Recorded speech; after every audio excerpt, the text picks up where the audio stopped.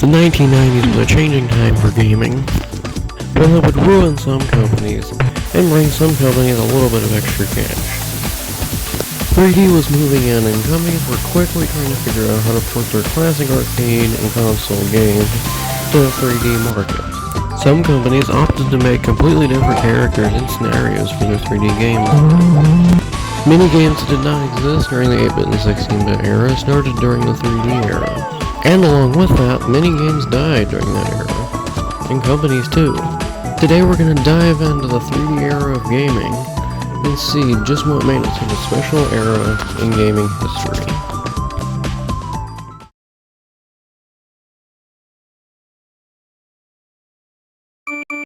Gaming was changing more quickly than it ever had before.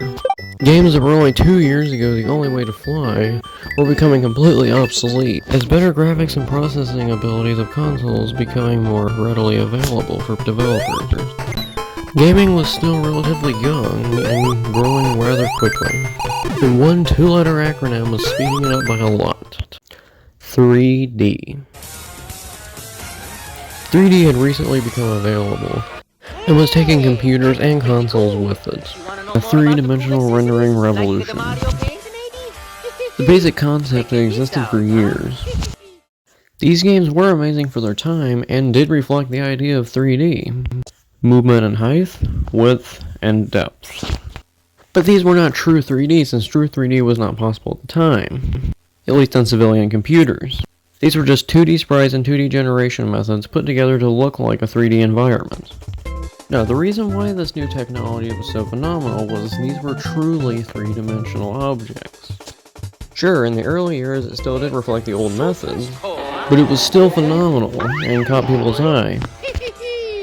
It was also amazing that these immense 3D worlds could fit in a small enough box to fit in your home entertainment stand. While some companies strive to get good 3D out quicker, some companies had another strategy.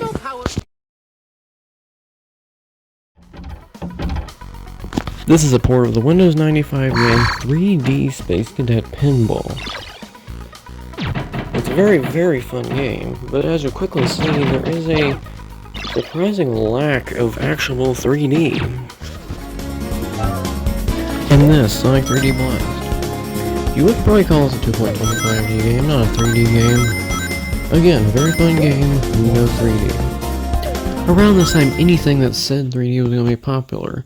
People didn't understand what true 3D was, and companies could make a little bit of capital off this fact. Just make a game have some sort of remotely 3D design, call it 3D, and then it would sell relatively well at the time. Though it seemed like 3D had taken over, 2D would make a comeback. 3D is cool, but companies quickly realized that people like 2D, and 2D could still be used to make a little bit of money and let people have a little bit of fun. Even though 3D hasn't taken over, it still may reign a little bit more popular than 2D. And with 2D's popularity being fairly level at this time, that opens up a whole new world for any developers who want to create a 2D game. Those 2D games are a bit easier to create. Well, that wraps us up for this video. Please like and subscribe if you enjoyed it. Thank you for watching.